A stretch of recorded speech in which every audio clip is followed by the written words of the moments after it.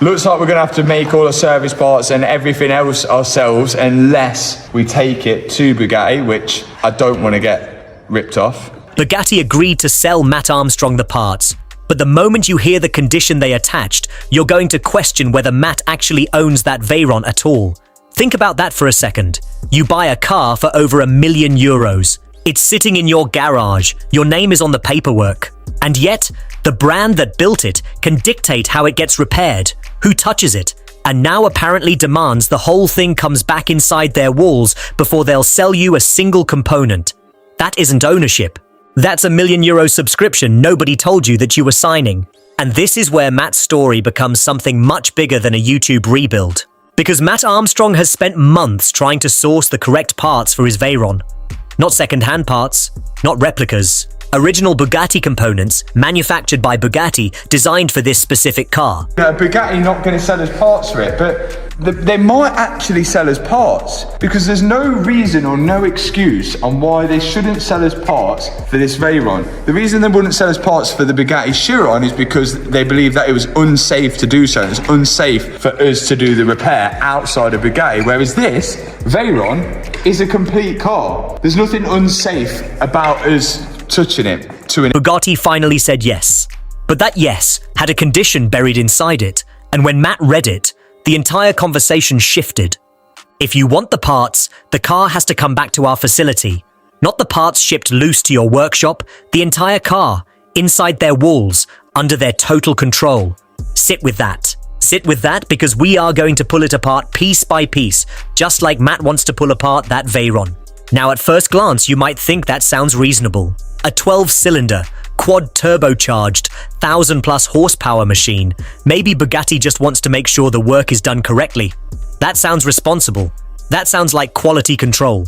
But that argument collapses the second you start running the real numbers. Because the cost of the parts themselves was never the actual problem. It never was. The real problem is everything that comes attached to them.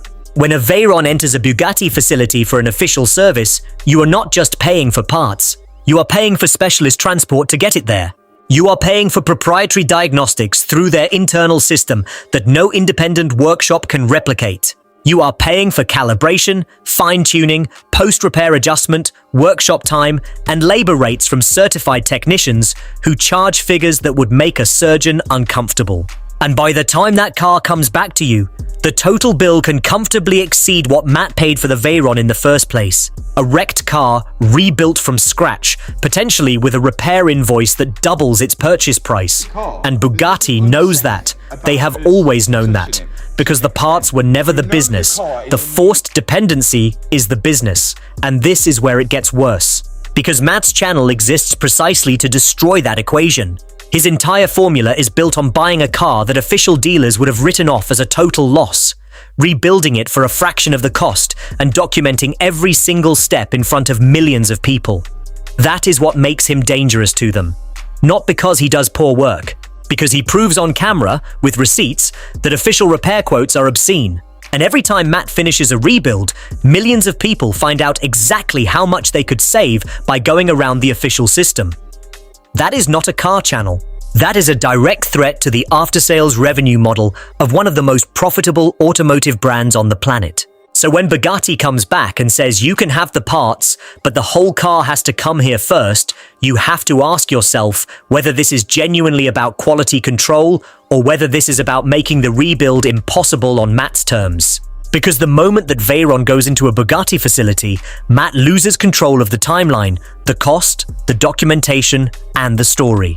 Everything his channel is built on disappears the second someone else is holding the keys. That should have been the end of the negotiation, except it wasn't. Because here is the part that nobody is talking about loudly enough. Matt does not just have a rebuild on the line here. He has a business model, a subscriber base built on transparency, and a reputation for beating the system that the official dealers swore could not be beaten. If Bugatti forces this car through their facility and the bill comes back at the kind of number their labor rates produce, that is not just a loss on one project. That is the entire premise of the channel being invalidated in public. And if Matt refuses, if he walks away from the condition entirely, he is left with a Veyron he cannot legally complete to road standard without the parts only Bugatti can provide. That is not a negotiation. That is a trap with a luxury badge on the door. And now zoom out for a moment, because this is bigger than Matt and bigger than one Veyron. What Bugatti is doing here is not unique. It is the extreme end of a manufacturer-controlled monopoly on repair that is spreading across the entire hypercar and luxury vehicle market. The tools to diagnose these cars are proprietary. The parts to fix them are proprietary. The software to calibrate them after repair is proprietary. And in every single case, the manufacturer is the only authorized source. You can own the car outright and still be completely at the mercy of the brand for anything beyond basic maintenance. Ownership in the hypercar world is starting to look a lot more like a long-term lease, where the landlord decides what repairs are permitted and who is allowed to do them. Drop a comment right now.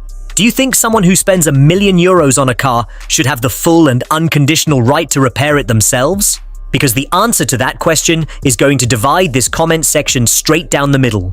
And Bugatti's position here exposes something that every single hypercar buyer should be furious about. Because the resale value of a Veyron, the insurance valuation, the collector status, all of it assumes that the car is an asset you fully own. But if the manufacturer can dictate the repair path, control the parts supply, and demand the vehicle returns to their facility before work can proceed, then the asset is partially theirs. You paid for the whole thing, but control of it is shared. And you never agreed to that split in the showroom. Here is what makes this genuinely explosive for Bugatti's reputation. Matt Armstrong has over 4 million subscribers watching this story unfold in real time. Every obstacle, every quote, every condition gets documented and broadcast to an audience that is already primed to be outraged by exactly this kind of manufacturer behavior.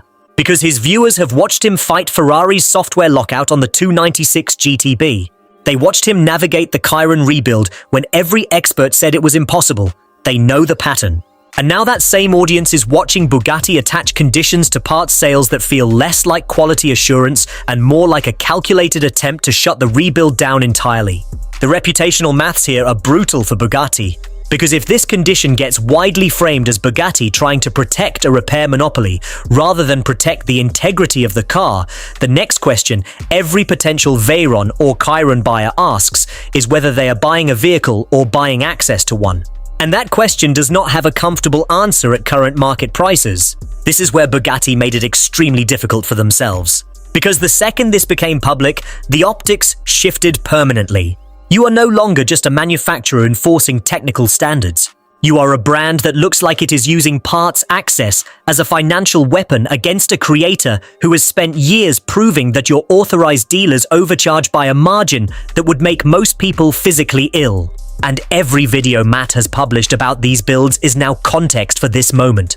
Every saved receipt, every side-by-side cost comparison, every finished rebuild that was supposed to be impossible. All of it is sitting in his back catalogue, waiting to be replayed as evidence. So where does this end? If Matt agrees to Bugatti's condition, he loses the rebuild on his own terms, potentially faces a bill that destroys the project financially. It will be about whether a private individual can legally compel a manufacturer to supply parts for a car they fully own. And that is a fight that has implications not just for Matt, not just for YouTube, but for every single person who has ever spent serious money on a vehicle and discovered that ownership means considerably less than the paperwork suggested. The rebuild is not over. The war might be just starting.